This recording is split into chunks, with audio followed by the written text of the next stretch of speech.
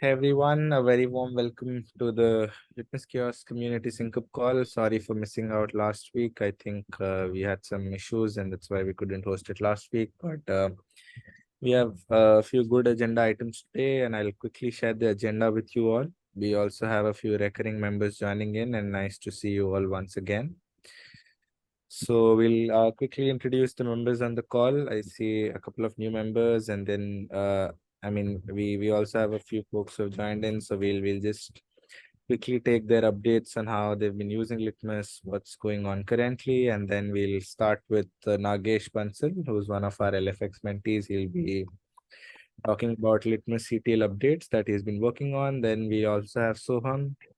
He's worked on a few updates with us as a mentee as well. He'll share his contribution updates, and then Saranya, she'll be sharing the updates with and what's latest with 3.0, and then we can open the floor for Q&A.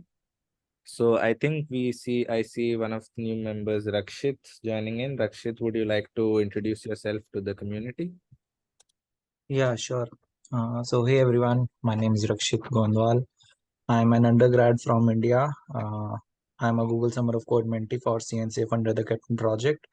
I'm also the chapter lead for CNCF Chandigarh, and I applied for LFX this time under the improving the UX for Litmus CTL. So I just wanted to join in and see what's going around with the community and get familiar. Thank you. Thanks a lot, Rakshit. We hope to see you contributing more to the community. So I think before we get started with the agenda here, I think we have some recurring members, some community users joining in. So I'll just allow them to share any existing updates they have with Litmus or how they've been using. So first up, Shan, would you like to take the floor? Hi, good evening, everyone, and good morning for those joining from the US. So my name is Sean Anwar. I'm a principal engineer at Intuit. We have been on this journey with Litmus for some time now, and we are using it. And so basically, I just wanted to go over the recent talk I gave at the Developer Week, and it's more about the building the culture of continuous resiliency, and chaos engineering is being part of that. I can quickly go through the deck, like really, zoom through it, and then kind of tells how we are using it at the high level, and take any question from there. Is it okay for me to share? Sure, Shan, you can share your screen.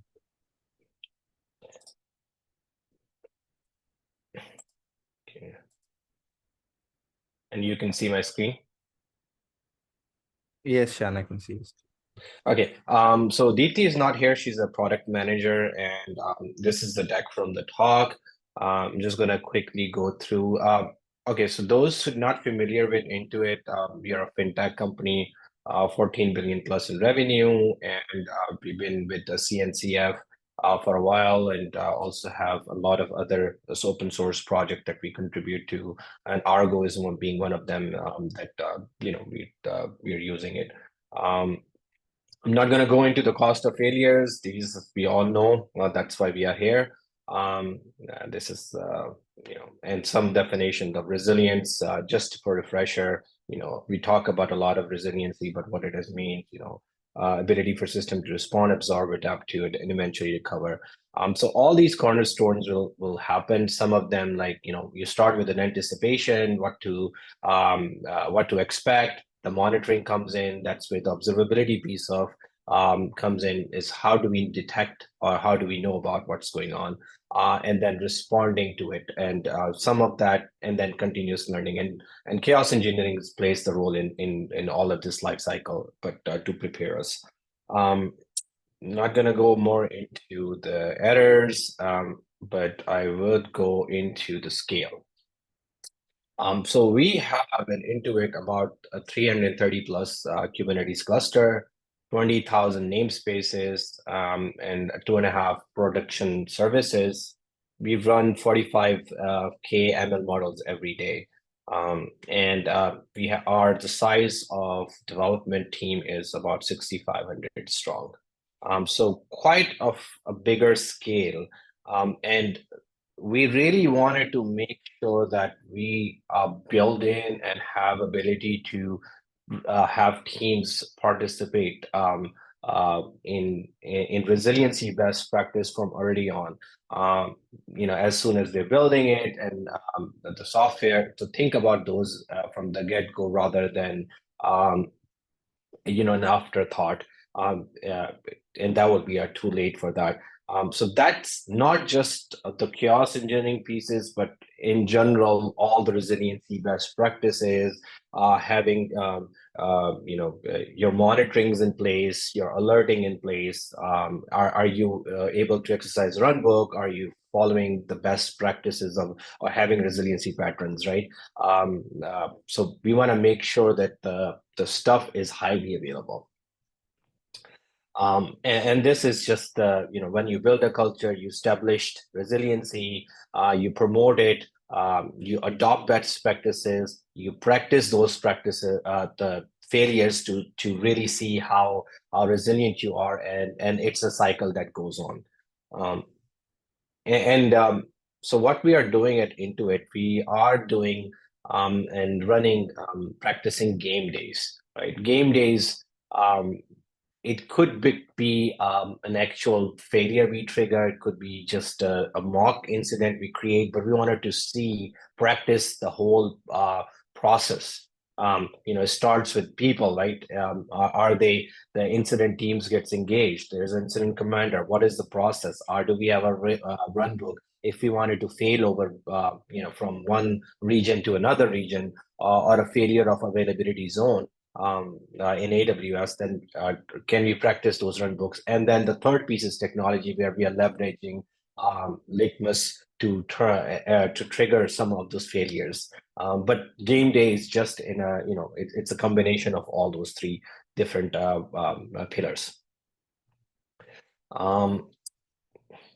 So basically what we are doing is ability for teams to do the drills on their own. So you build a service, you should be able to exercise some of those failure. Then there is a company-wide game days every quarter where we are running across all the clusters, and then making sure that we are able to collect metrics from that participation. So this is kind of a high-level view of how we are running the game days or triggering it. So this is the development portal. It's a one-stop portal for all the development. And from this is like all the developers goes here, they know about what asset they're running on, the service running on, and from there they can look at the observability and any incident for that service, what is their cost going on, and so forth, and also the configuration and deployment. So whole thing, it's like one stop, contains everything. So we build in and we created an experience that we can trigger the chaos execution from here. We looked at the portal, which is a really good stuff that you're doing, but we wanted to have a very unified interface for the developers. So we built on top of it while underneath leveraging same as what Litmus provide. This is our high-level architecture. We have inputs coming from the portal I showed. We have a CI/CD pipeline integrations. And on each of the clusters, we are running as an add-on, Litmus add-on, and Argo workflows to trigger all of them. Then reporting goes to the data lake, and that's where we do the further processing of all of our data to generate reports and complete the experience. These are just the resiliency best architecture practices. You want to make sure that you have redundancy in when you're building your products, ability to fail over, recover from disaster, a wide single point of failures, and able to scale. And these were the key takeaways for that. The culture of matters. We need to do a continuously practicing these things, and not only that, our role here at Intuit is just to identify the problems, but also share best practices with the teams. And then lastly, we are doing the game day. So if we don't practice, we won't know what goes on. So that was just the quick summary of my talk. Any questions related to that?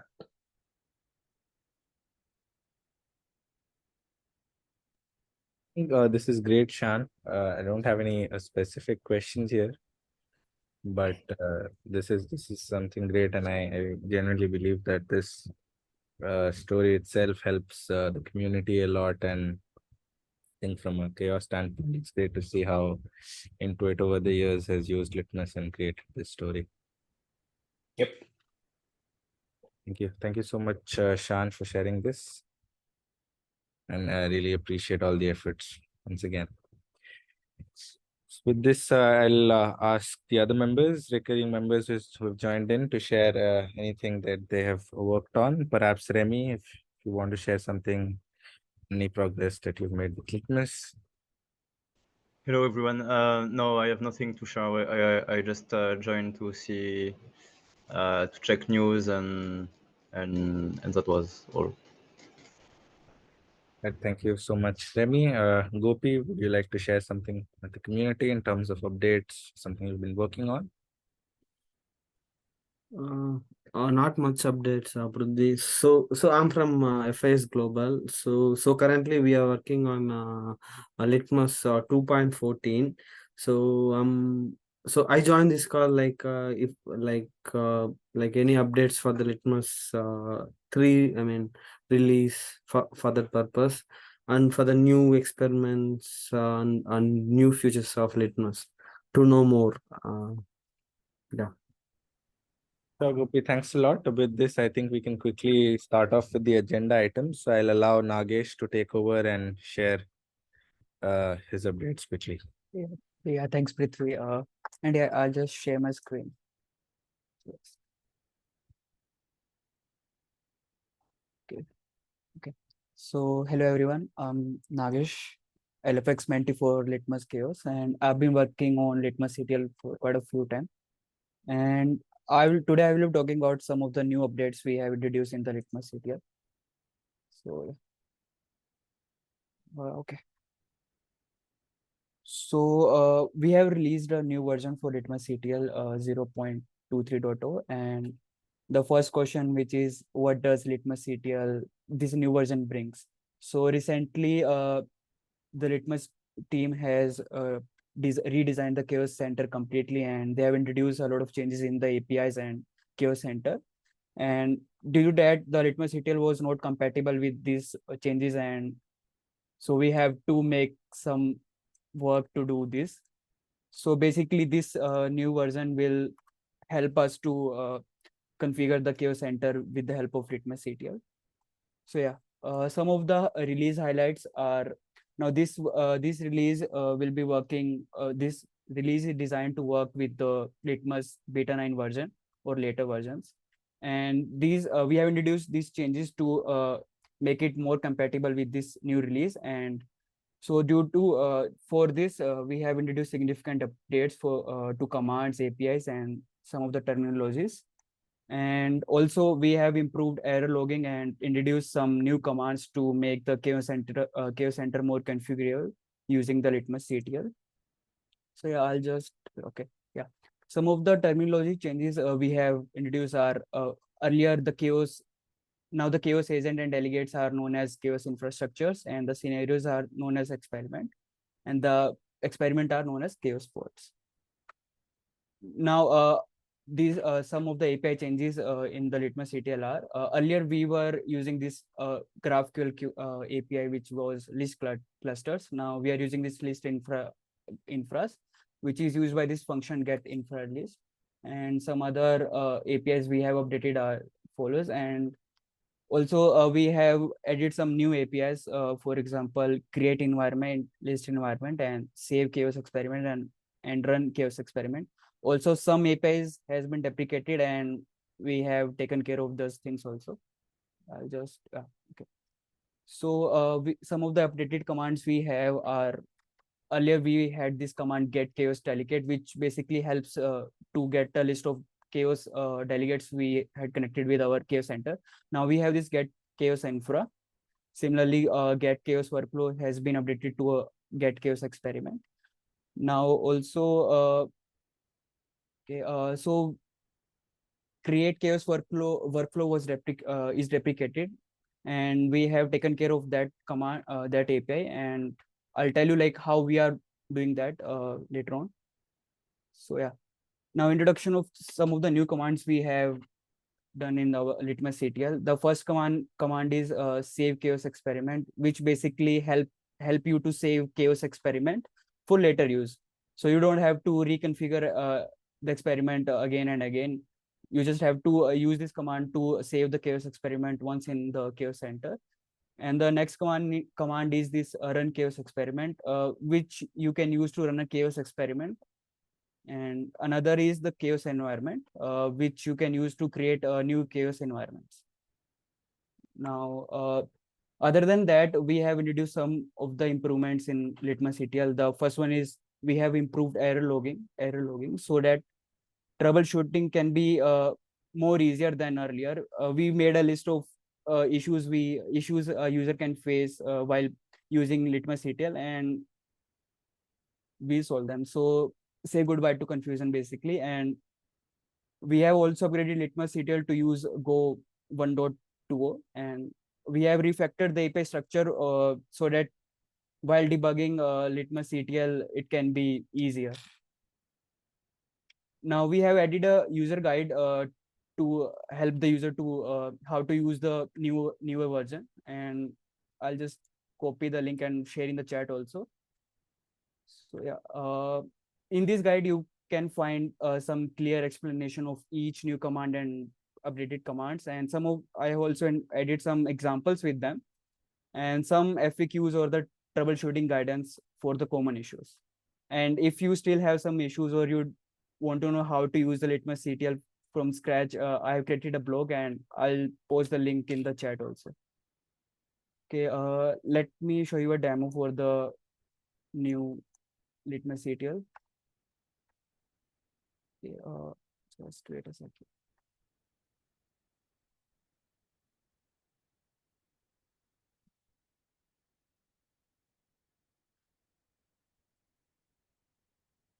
Okay.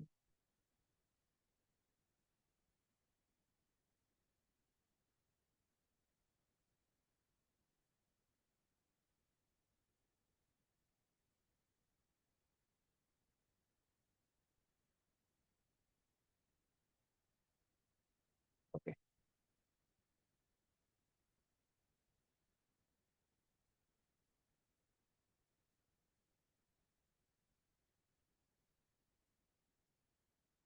So yeah.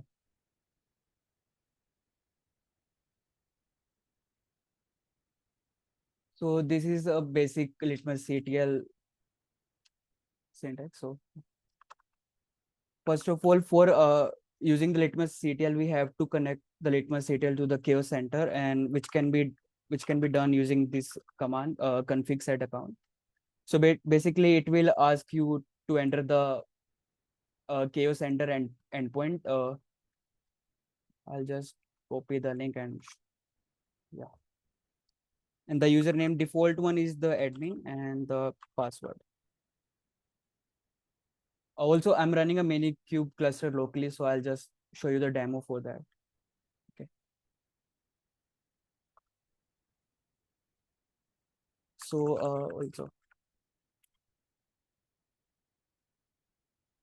using this command, you can see which endpoint or you are using currently. And, yeah. Next, we have this LitmusCTL get commands. This command basically help you to get the projects or the chaos infra connected to your chaos center. So for example, if you want to see the projects which are in the chaos center, you can just use this command and you will get a list of the projects in the chaos center. And the next one is this chaos infra. You have to give a project ID for which you want to see the list of the chaos infras. For example, let's say this. So we have this one infra connected to the chaos center. Similarly, you can see the experiments in a project.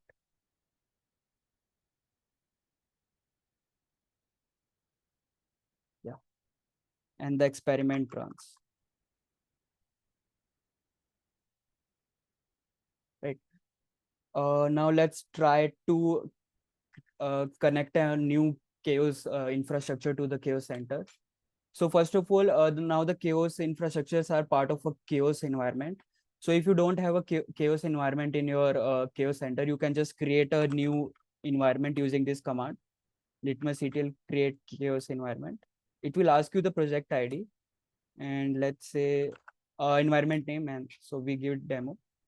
So we have this new environment created, which we can use to connect new chaos infras. Basically, in this environment, we will be having multiple chaos infrastructures. So let's connect a new infrastructure. So first of all, it will give you a list of the projects in your chaos center. So let's say we want to use the second number, and the installation mode can be the cluster. Now the infra name and the description. Now let's say you enter a wrong environment ID, then it will show you the connected chaos environments, and you can use that to just, yeah. Some of the configurations you can use and default Litmus namespace. Yeah. Then it will show you the summary of the infrastructure, basically the infra name, the environment ID, and all other configurations. And then if you are okay with this configuration, then just enter yes. And so it will just connect the chaos infrastructure to the chaos center. So yeah, now the pods are, it is creating the pods. Let me show you the chaos center also.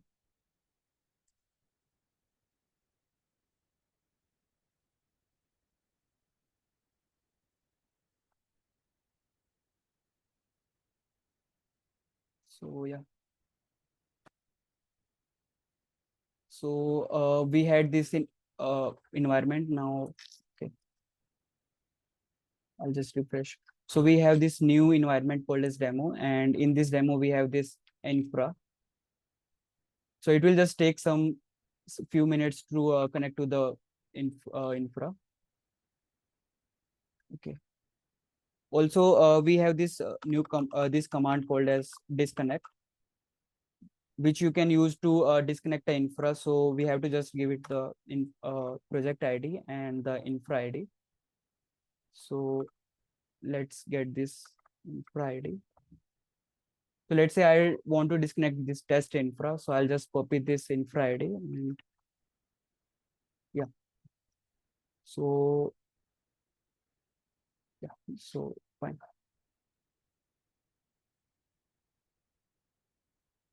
So our infra is now connected to the chaos center, and now we can use infrastructures to basically run the chaos experiments in our remote clusters.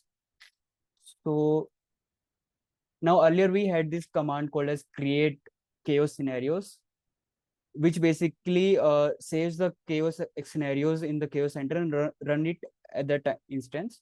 But now we have these two new commands. First one is this save chaos experiment. So using this command, you can save chaos experiment in chaos center, and you can use it multiple times. So let's just save a chaos experiment. So I have this potato head experiment. I'll just give it the project ID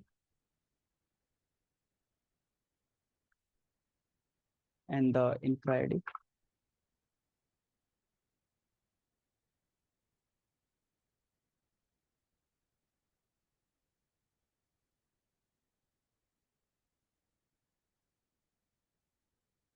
Okay. Sorry for that. Yeah, this is the correct infra ID.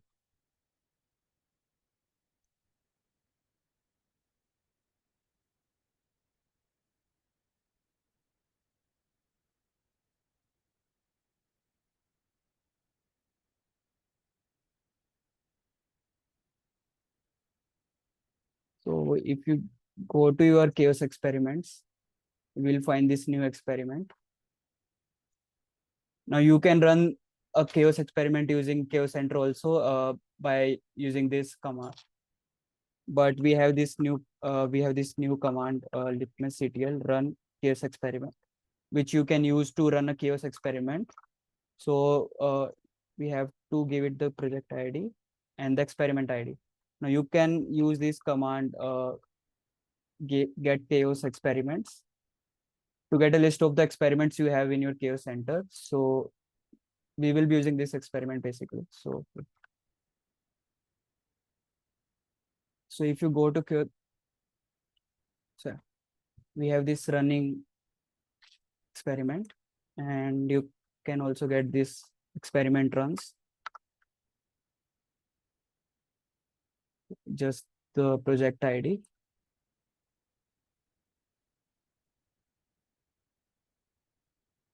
Yeah, so there we have a list of chaos experiment runs. We are having this new experiment which is running. Yep. Also we have two other commands. Let me show you. The one is describe. So basically it will show you the manifest of the experiment. You can just have a look at the experiment manifest using this, and the experiment ID is this. So yeah, also we have this another command called as delete chaos experiment. So you can use this command to basically delete an experiment. You have to just give it the experiment ID and the project ID. Yep. Yep, that's it for the demo. And thanks for the listening my presentation. And also thanks to Saran and Sarthak for making the chaos fun. Yeah. That's it. And if you have any questions. Yeah.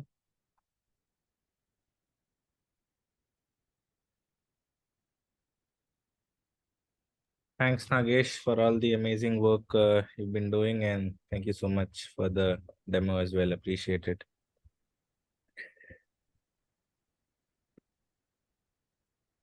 So I think got some good feedback for Nagesh as well. We'll move on to the updates from Soham.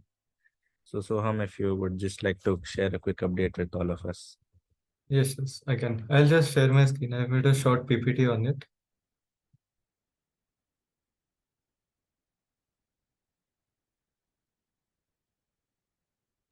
Sure, Soham, you can go ahead sharing.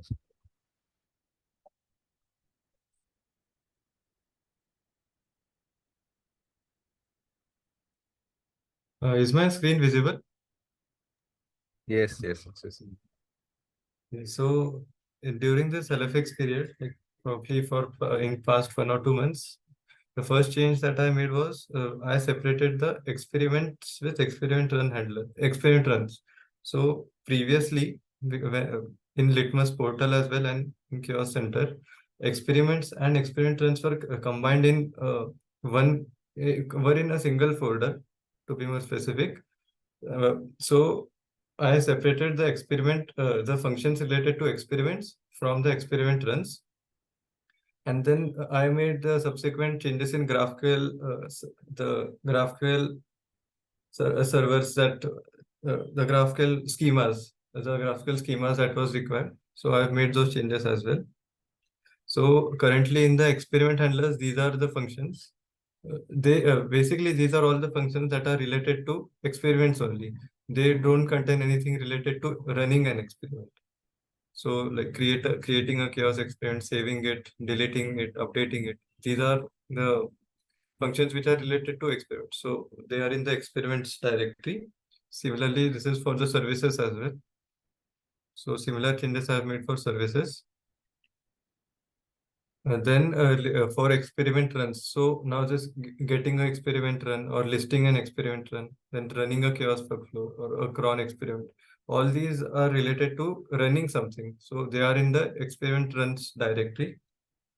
And this is same for the services as well. So these two functions which were previously present in the experiments folder only, now I have kind of separated those two directories, and the everything related to runs is present in experiment run directory or a package. And then apart from that, I have written tests for them as well. So previously tests weren't available. So I've written those tests, and I have added all the information related to tests in this gist. So I'll share the link in chat box as well. So this is a small gist that I wrote regarding all the changes that I made in the all the tests that I wrote. What was the convention behind writing the test? What packages I used for writing them? So this kind of a documentation stuff for it. And then along with that, I have added what all tests that I've written. So what is the test name? This is currently the PR for this is currently open. And the previous thing that is separating the experiments from experiment runs, that PR is merged. So this is what I did previously. Thank you.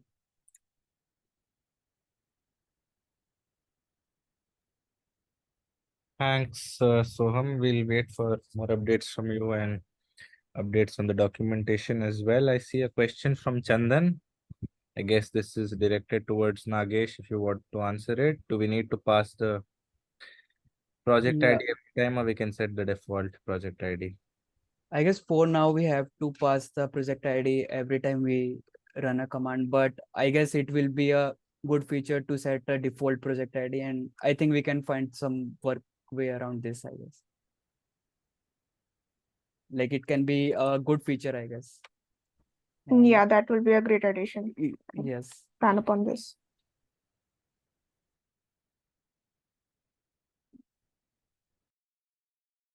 Great. Thank you so much, Nagesh and Saranya. I think we'll move on to the last agenda item we have for today. Some latest updates on 3.0 and rest of the work done by Saranya. So Saranya, you can take the floor. Yeah, let me share my screen.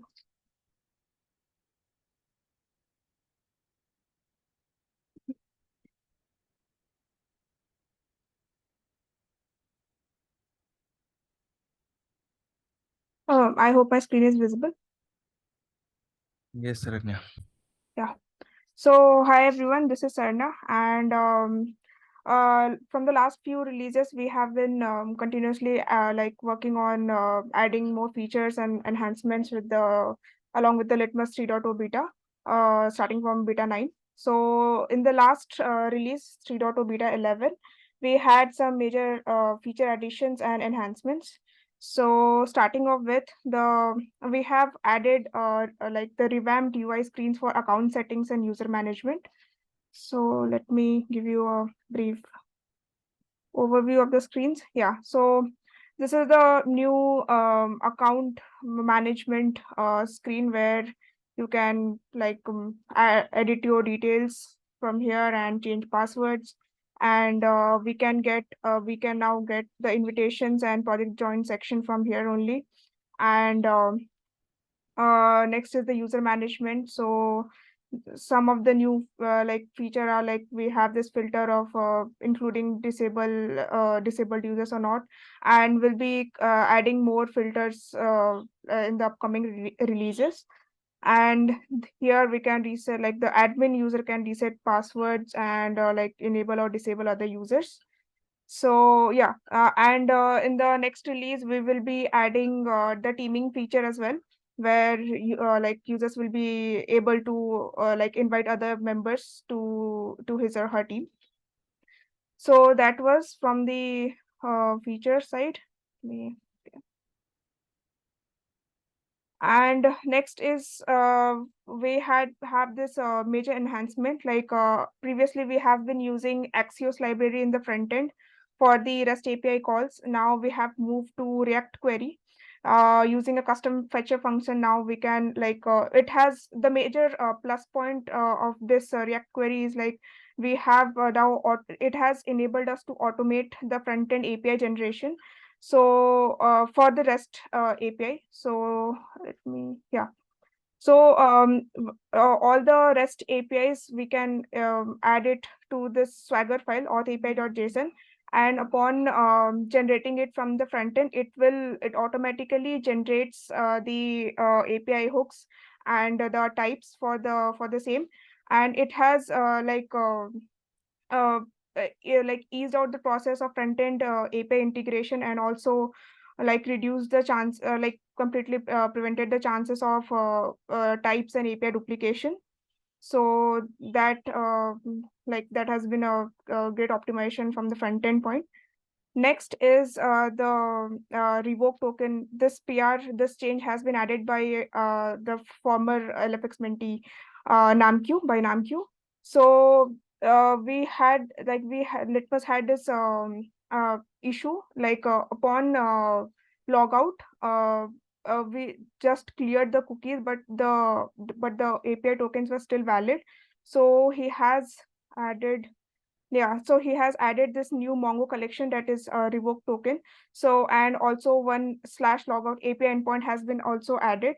Like it will be called upon logout, and the token will be revoked. So this has been this is a like a kind of security issue that has been fixed now. Next is a git sync related issue. So this issue, this is one of the issue raised by one of the community members.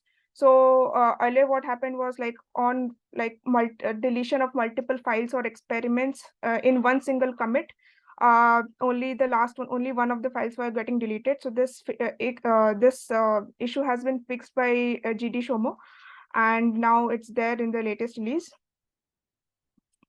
And so the other issue is related to the core side, that is adding fix to remove job labels from the helper pods, and this has been added by Shubham.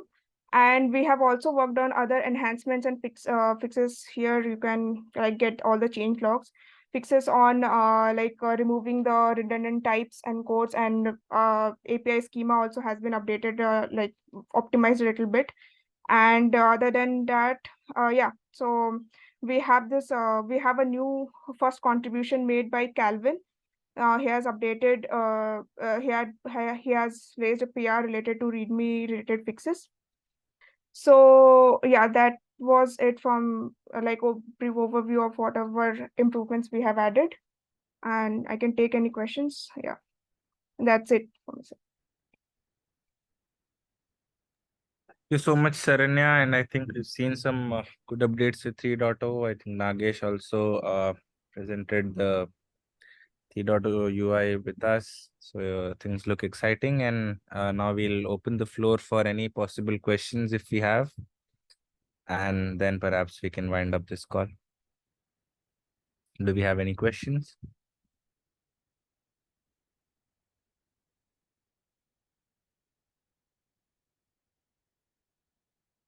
All right, folks, I think we have none. So thank you so much once again for tuning in. And tomorrow we are having our contributor call. So that's meant for contributions. If you're interested to contribute, if you just want to be part of understanding what are the possible contributions, or if you need to talk about issues that require adherence, feel free to join in. That's at 7 p.m. IST. So we will see you then, and I'll send an invitation as well. Okay, I think there's a question from Remy. Is there a REST API Swagger? Someone want to take that up? Yeah, I can take that up. So yes, Remy, we have added this API Swagger file for REST APIs for now. So that is currently used for generating the APIs from the front end. And we also have Swagger files in YAML format as well.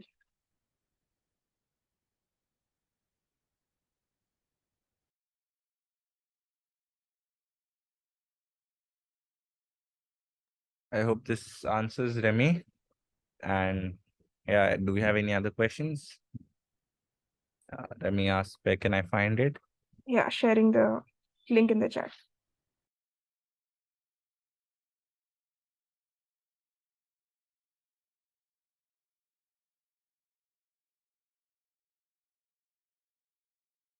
I believe link has been shared in the chat. If you have any other questions, feel free to ask them.